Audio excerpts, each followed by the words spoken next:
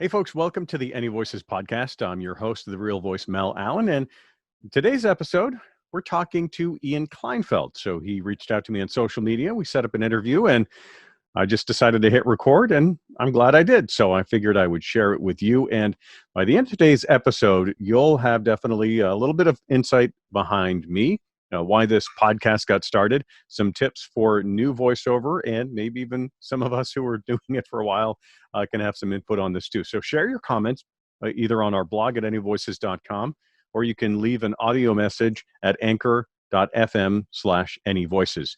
And I'll leave links in the description down below or the show notes so that you can see some of the stuff that we've discussed in today's show. So without further ado, let's do that one more take I'm always talking about.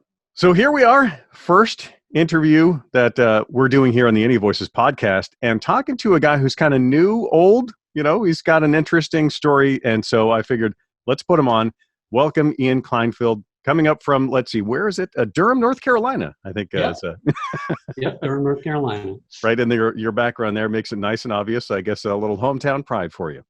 Well, yeah, I'm actually from New York and California originally. I've been here for 20 years, though. So you've put down some roots, though, it looks like. I definitely have. I've gotten married. I've gotten a house. I've got some cats. So, and my dad lives down the street. So. Oh, there you go. I mean, that's very nice. So one of the things that was interesting to me about you is that, I went to your website, I listened to your demos, and you'd said you'd been doing voiceover and, voice acting for 3 months. And I was like, to have demos like this and be doing this for 3 months, but then kind of prior to hitting the record button, you've been doing some sort of acting and voice work for a lot longer than that. So tell me a little bit about tell us, I guess, about your experience, about kind of how you fell in love with, acting and voice acting. Well, I first started acting acting in high school, I guess, in college. And then probably in my mid-20s, I did some commercial acting and some voiceovers. I just kind of fell into doing some voiceovers. I worked for a company in, I guess, 1999. It was called audiohighway.com. It was one of those .coms that no longer exists and was way overfunded and bought traffic at $200,000 a month and then didn't keep anyone for more than a page at a time. But the thing that was messed up is that they had so much amazing content. They basically were like Amazon Music, but they just didn't know how to do it right.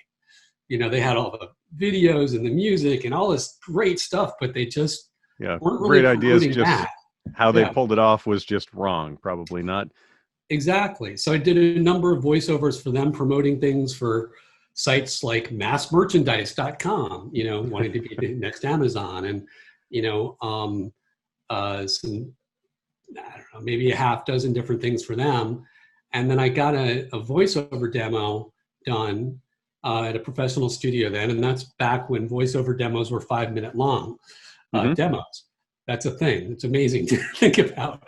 So, now nobody wants to listen more than about 60 seconds. I mean, that's pretty, I know people who are still sending some out that are close to 1:30, but they're pretty rare, I think, these days. Yeah. So I did that and got a couple of jobs doing voiceovers for local restaurants and things. Right. And then I don't know what happened. I just kind of stopped doing the acting, stopped doing the voiceovers. Life just sort of happened. I don't know why. I know that I wasn't a blackout drunk, so that wasn't it. Well, life definitely, a lot of life can happen in what seems like a little amount of time sometimes. That's been my experience. And, it's an eternity. And so I think in some ways, it's good because I was doing voiceover for a long time and actually lost my voice, lost the ability to do voiceover due to an injury, and wasn't sure if I was ever going to be able to do voiceover again. And so I left the industry, lost, clients as a result of that. And I came back to a very different world, and old habits that I had were very different. Now, but I'm assuming you didn't really have any of those habits when you started doing voiceover again, 3 months ago. You came into the world that it was, right? And so there probably aren't a lot of differences that you've carried over, or there's not a lot of habits that you carried over So I guess, what is it that you're doing to, to find work out there in today's world as a person who's, in many ways new to it, although new again to it, but Yeah. Well, I feel like a total newbie. I mean, I have experience, I have acting training, mhm. but in terms of like the voiceover world right now, I feel like I'm a newbie with a little asterisk, You're an like experienced newbie. exactly, so right now I just started on the pay to plays, Hmm. and I have a demo that I'm waiting for. I have a first draft of it, and I'm waiting for the second and then third. And once I get that, then I feel like I can market the heck out of myself, right? Like at Right. that point, you know, look out world. But right now, I'm just kind of limited to the pay to plays, and that's fine. And also like Casting Call Club and Right. Reddit, and anywhere I can find something. Luckily, I have a full time job that is very good. I'm a developer, and I work for a company that has fantastic benefits. Oh, that's good. So, Yeah. and I'm working from home, and they're flexible, and they don't care if I go do 5 auditions and then come back to work as long as I get stuff done. So, Right. Right. Yeah. that's That's really, definitely great to have that kind of an experience. I mean, a lot of people don't yeah, have that, which is, I feel like, why some people, the pay to plays aren't an option for them, who are in their beginning stage, because the expense of putting down that initial upfront or that monthly yeah. recurring cost is too high. And it's a lot, And I Yeah. started at 123, and I decided to start on the $688 level just because I know that Right. you get a lot more opportunities for that. And I did for like 2 weeks, and then things just kind of dripped off, right? Right. And so I took them up on their month refund, and I went over to Voices, and I'm trying that for a while. Hmm. And I actually booked one on Voice 123 and one on Voices so far. Um, and we'll see. And I figure either when I get better, I'll go back to 123 again, and maybe I'll book more now that I Right. know how their algorithms work. But also, again, I feel like I'm waiting for Godot with my demo. When the Right. demo gets here, then everything is going to be great. Right. Then I Yeah. can start my marmarketing. Yes, the Then, yeah. demo is almost here. Yeah. Yeah. It's very, I know it's very frustrating. Interestingly, I come from a production background, so I'm able to kind of tweak that whole, don't make your own demo rule. But I Mhm. know there are a lot of people out there, obviously, who want to make their demo. And I always caution people, definitely don't do that. Even though Yeah. I'm not following my own advice to the degree, but that's because literally on some of these things that are on my demo, I did the full production for them. And Yeah. it's literally just a snippet that I just tucked out and tucked in between a couple of other things. Yeah. I mean, if you know what you're doing, it's okay, but it's a don't try this at home sort of thing. Yeah, yeah, yeah. Hey, watch this. It's definitely dangerous, right? It's yeah, the hey, watch this, yeah, here, hold my beer, of demo production isn't Yeah. isn't a great plan. And it is always a good plan to hire a professional.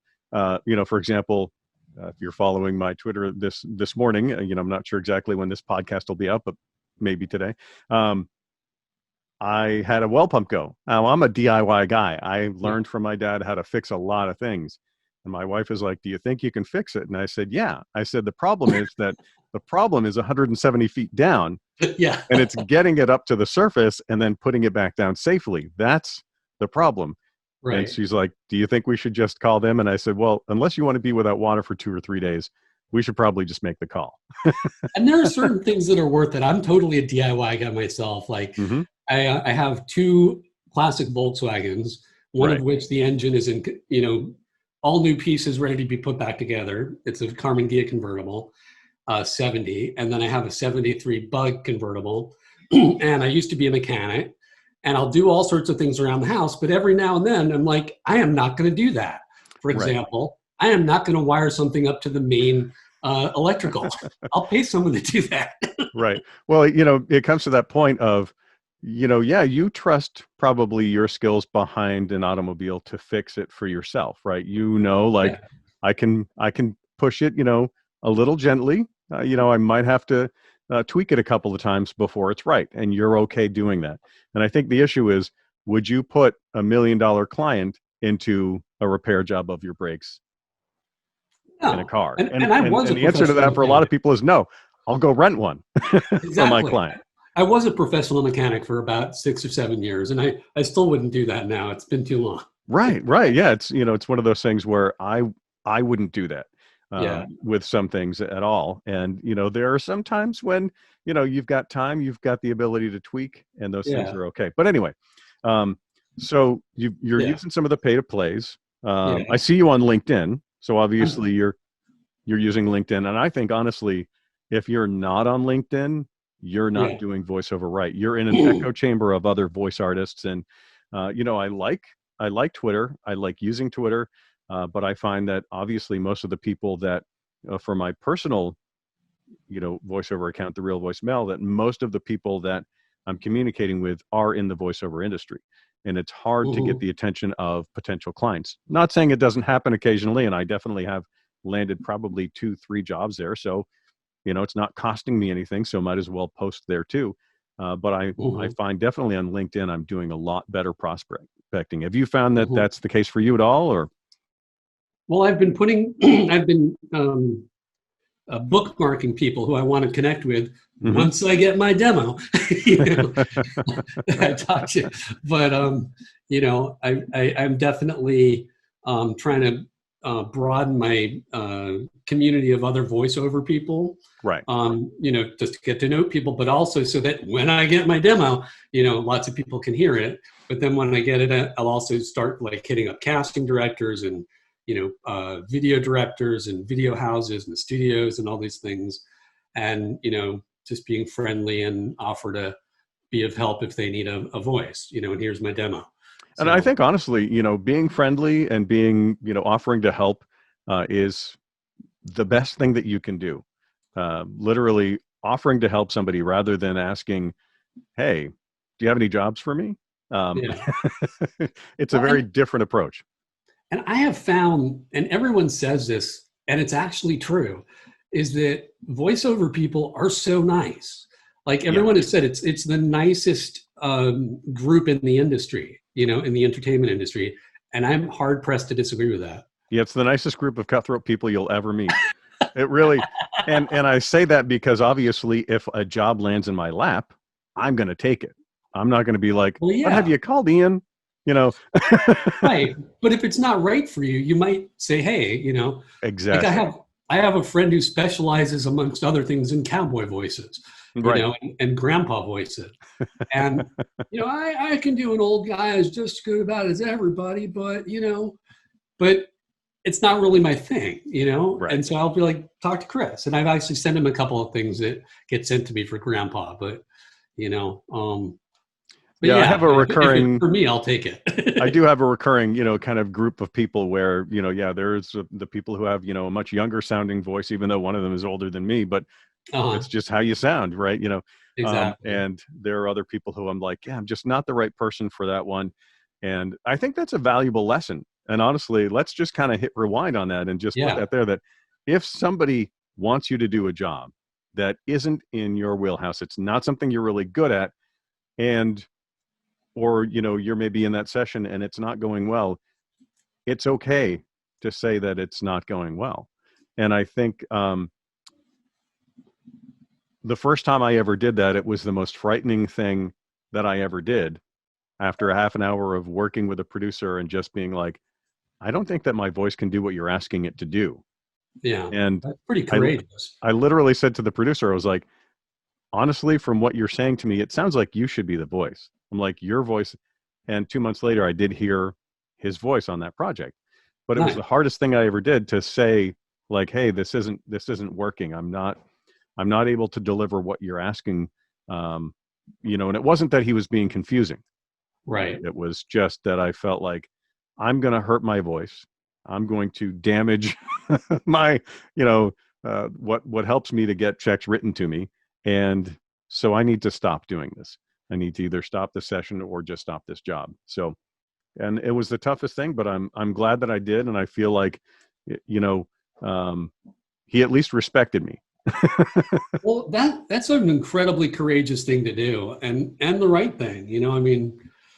That's great. And, and it worked out. He did it, right? Right. He did. Yeah. He ended up doing it. And, most so importantly, you were right. I was. Well, I'm not going to do James Earl Jones. I'm never going to do Morgan Freeman. It's just not going to happen. Right. I get things for that. And I'm just like, forget it. Yeah, no, there's definitely, I'm like, I could try, since I recovered from my, the injury to my throat, my range, is a little bit smaller. It's not, like it was taken away completely, but, I worked with my doctors and I let myself heal. And I think that was the most important thing, is being patient, even though I didn't want to be. And I think that helped me to really focus on what it was that I wanted to do when I was able to do this again, which is just to really work with clients that I loved, help other people who are out there, and, bonus, have people write checks to me, Yeah. So it all works out I think if you listen to, your heart. Yeah, definitely. Can I ask you to tell everybody who's listening what happened to your voice? Sure. So it was a freak accident where, and there's my dog. So it was a freak accident where I was drinking a cup of coffee, and I was doing one of those things that you shouldn't be doing, where I had my phone and I had it cradled like this.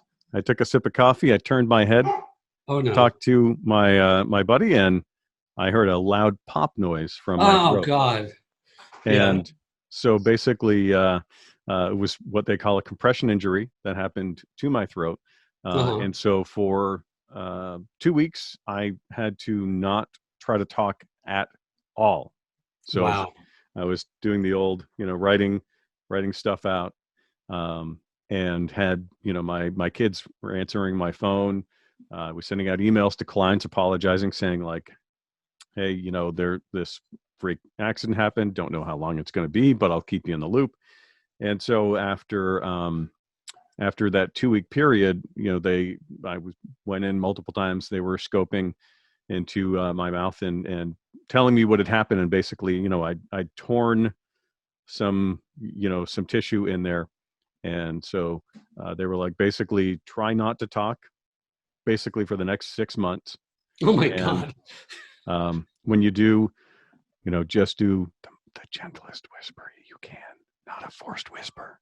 Oh my God. So that was about as loud as I could talk for a long time, without it just being kind of like feeling like a volcano erupting in my throat if I tried to make actual sounds. So, so after about 6 months, I started talking a little bit again, and it wasn't really for about 2 years that I felt like I was really kind of able to be back to my full sound. Holy cow. So, yeah. So it was definitely a big, long, soul searching kind of thing. And I realized, well, this actually is one of the things that I wanted to do if I was able to talk again, was actually to talk to other people in the industry, kind of celebrate the fact that they're able to do what they do, help people to do it better, keep people being safe, so lesson, don't cradle your phone and turn your head while you're swallowing. That is apparently one of the most dangerous things that you can do. Who knew? Thank you so much. You have no idea how many lives you've saved. Yeah, well, I mean, the livelihood certainly of people out there in, so I make sure now that I have, headsets and, and because I'm an audio freak, of course, I buy phones with this thing called a headphone jack in them still. Yeah, me too. What did you do for work while you couldn't talk? I was producing demos. Okay, so there you go. So that was one of the things that I was doing. So, again, the production ability. So produced demos for a while, and then I actually went into IT. So I'd done a lot of things in IT. So once the demo production thing wasn't going kind of the way that I thought, I was doing actually some coaching as well in that time. Once my voice came back, I started coaching people on, who were getting very much started in voiceover, and people who actually were waiting for their demo. I was helping people to make money. So I could have some tips for you. And as a matter of fact, I'll share them with people out there today. Thank you. And I'll share it with you. Thank you. And one of those things that worked is to basically call any of your friends. Now, think of it this way. We all have had a friend who has signed up for one of those multi-level marketing programs, right? Mm-hmm. And they're just relentless. Well, they're taught to be relentless. They call you up, for example, and they'll say, hey, buy just one of these from me, right? Just like buy a stick of gum kind of thing. It's not going to cost you almost anything, and it'll look good, and it'll help me. And they're just relentless. Next thing you know, it's like, well, buy a Christmas card, and then it's, well, buy a birthday card, but buy some wrapping paper. Buy this crack pipe. Yeah. So in the same way, right, we see people do that with something that we don't need. And I say, just look through kind of your mental Rolodex, or anytime you call into a business or anytime you are interacting with somebody, if you hear some bad audio, just say, hey, and don't insult, don't discount the audio that you heard. Right. Just say, hey, I called in on the phone system. I'm a professional voiceover, and I'm kind of just getting off the ground, getting launched. I'd be happy to do your phone system for a discount. How about, $50? And I can record that for you, and I can re-record it anytime you need that changed. And just with that one thing, I know so many people who have put hundreds of dollars into their pocket immediately. Nice. Now, I've heard people say, oh, call up your local radio station and tell them that you're a voice. They're probably going to laugh at you. If you have a direct connection to somebody at a radio station, be like, hey, I would totally be an extra voice for you if you throw me a gift certificate every once in a while. Don't ask them for money, and you'll probably get it. Okay. But but that's something else. Also, there's local TV stations, and they're sometimes working with contracted groups, but other times not. And again, they will pay you and just be like, hey, if you guys have $25, $50 for, this local commercial for this furniture store, I'd be happy to do that for you. And just start calling those people that and offer. Again, you're offering to be helpful. You're not saying buy my product. You're saying like, hey, I do this and I can help you. You can do it with friends. You can say like, hey, you're making a video, I heard, for your new widget that you're making at your business. I'd love to help you. Put me on there behind the mic, and you don't even have to pay me as a friend. Just write a testimonial, and I'll splash it all over social media. Exactly. So there are ways that you can, get work and get stuff in kind. I always like to say, ask for a little bit of money, right? Because you are a pro. You shouldn't be giving it away all the time. And I can understand people have those projects that they just love and they want to be a part of, and they're willing to do it for free. And Casting Call Club and places like it are great for that. I mean, I see stuff like that on Twitter all the time. People developing indie games, and they're like, I want to play this game and I want to be a voice in it. So I think that's fantastic. Yeah, I've done about, I think, 4 things on Casting Call Club now. So nice. And then I got one from being on another one of them. And, at this point, it's just fun. And I got a couple of free things on 123 that I did that are, I got to be a really angry Irish demon. And who doesn't want to be really, at least once a year, an angry Irish demon? I think that sounded a little more Scottish, but that's okay. That's okay. That's all right. It doesn't. You got to sometimes get into the character, get into the role, and that's that's how it is. But yeah, well, thanks for the tips. Those are great ideas. Yeah, well, Ian, I'm definitely. I want to hear more, about kind of from you as you go on your journey here. Sure. And where you're getting work and how things are working out for you. And I think it was great chatting with you today and getting to know more about you and having you here on the AnyVoices podcast. And just a reminder that it really is. I'm open to talking to anybody out there. If you're in the voiceover field, give me a holler. Well, thank you. It's been great. Nice to get to know you a little bit too. Nice to get to know you as well. We had joked about, what not to do. And I know that you had one, the second one, I think, was on, don't ask professional voiceovers to give you work as a voiceover. Right. As someone who's just starting, I would love to hear any advice from you about what else not to do. Is there anything that sticks in your mind of just like, just don't? Sure. I think that the one thing, and we kind of said this off camera, so I'll kind of repeat it again, is on LinkedIn, there are people who, and it does happen on every platform. I mean, I've had it happen on Instagram, I've had it happen on Twitter, but I see it happening the most on LinkedIn. And it goes back to the whole, we have two ears and one mouth, and so you should use them accordingly. Mm-hmm. And anytime that you're dealing with a client, a potential client, a prospect, or somebody who maybe could give you work, whether it's casting agent, etc., is that you want to listen more than you speak or more than you type. And so that's whether they're on the phone, whether you're in their DMs, or whether you're messaging them on a platform. Don't tell them your life story, but do ask them to tell you theirs, because in there somewhere you're going to potentially have an opening, and that opening is going to potentially allow you to continue talking to them. And if they're a prospective client, I found that one of the best things that you can get from people when they are looking for a voice is, I like you, or I like your voice, or I like how you communicate. And as soon as you are trying to be a communicator for somebody and they don't like you, or they don't like your style, then you're never doing a job for them, period. It doesn't matter how good your demo is when it's done. So, and I can say that, because I've cast voices, I've produced voices, I've been in the booth with people, and boy, you can see when the tables have turned, and when your client is just ready to be like, get this person out of here.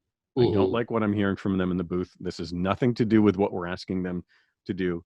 And to just be like, thanks, that's all we need for today, and we'll contact you if anything else, because it's on me, as a person who's in the booth coaching with them, that to cut that clean and protect my client. But so I will not call you later. yeah, really. So, definitely just be willing to be helpful. Say hi to people. Say, hey, thanks for connecting with me. Hey, this is great. Like, I love what you guys are doing. Point out something that they've had as a recent project or a recent post that you've really liked, and leave it there. They are inundated by people, hundreds, if not thousands of times a day sometimes, who are trying to get work from them. And you pleading and begging with them in a way that's not rehearsed and that's not polished probably isn't going to be that one that tips them over the edge. And if it is, it might be in the wrong direction. So yeah, just be ready to listen. And a call to action doesn't mean buy me. It's just like, hey, who can I talk to? Even that kind of feels a little bit, slimy. Or, are you going to be on any kind of a podcast, or are you going to be on any kind of a program soon talking about, you or your casting agency, about how people should approach you, and if not, it puts in their mind, hey, maybe I should do that. Maybe I should be on one of those things. So again, maybe you're putting a good idea into their head by asking a proper question, asking with good curiosity, where you're not asking them to break or bend their rules for you and give you an opportunity when they have no reason to. So, yeah, that's, I would say, another little tidbit that I'd say of what to do, not to do, and balancing that out. So great, thank you. Yeah, I think for us newbies, those, what to do is important, but also what not to do is so important to hear, because a lot of these rules are unwritten. A lot of these rules are just sort of, you get them by learning them either from someone telling you or by messing up and then realizing that you shouldn't have done that. Right. It's someone telling me than by messing up. Yeah, there's definitely strange lingo that's used, when you are, in a booth for the first time. And thankfully, there are a lot of people, not just myself, who have been in this industry, who put a lot of stuff out there. I think, Joe Gaudette is actually one guy. I know he's put stuff on there literally saying, like, here's, he had a client who was willing to be recorded from his end about the whole process that he went through for a commercial. And so it's great to show people that, because it literally is like, people go in to a recording session amped, and you should be excited. You should be ready. You should, be well rested and ready to go in there. But at the same time, prepare yourself, because you may be waiting. You may be waiting a lot. And it's not the process that a lot of people think, because they think, I'm just going to go in there and I'm going to kill it. And then you realize, there's several people who are going to be listening to what you've done. They're maybe going to be mixing that with music. They're going to be, just kind of saying, like, is this going to work? And then they're going to call you back in, have you do another take, maybe take one of those, listen to that again. And so you're doing all these things and you're waiting in between. And it really depends on the client. Like, right, some clients are just like, bam, bam, bam. They know exactly what they want. You're delivering it, and you'll be in and out with a check in your hand 2 minutes after you walk into that booth. And other times you could be there for an hour and a half. And it really, there's no in between. So kind of listening to other people out there. And I think that's one of the things that I will see if in the notes for this, I can find a couple of other people who have put together some great videos on YouTube or other podcasts that can show you people some of those other from a different perspective than just mine, right? I'm one person. I've had one, side of experiences from that, even though it's been as a voice talent and it's been as a producer and as a person who's just kind of doing the coaching in the booth, right? So, but it's not everything, and there are a lot of different perspectives. So nice. Now, is that Joe Gaudette who has the ridiculous TikTok following? Is that the same guy? I'm not sure, but I wouldn't be surprised, because he definitely does some pretty funny stuff, and he's brilliant. I need to be on TikTok more. It's actually one of those things that my kids are like, "Why aren't you on TikTok?" Yeah, and, I think it was Joe Gaudette who just hit 500,000 followers, something like that. If it's not, it's someone whose name is a lot like him. But I'll have to go and check. So, all right. Well, Ian, again, nice talking to you, and we'll splice this in there somewhere. All right, sounds good. It's a pleasure. All right. Thanks for tuning in, everybody. If you're listening to AnyVoices, the podcast on Apple Podcasts, be sure to leave a 5-star review for us. It really does help us. It'll help us be discovered by other people. And if you don't feel like we've, deserved that 5 stars from me, you're not ready to give us that 5-star review yet, well, reach out to me and let me know why. And let me know how we can earn your review. I'd love to have a conversation with you about that. And if you have guests that you'd like us to have on the show, definitely reach out to me about that as well. Thanks for listening to AnyVoices. And until next time, again, let's do one more take.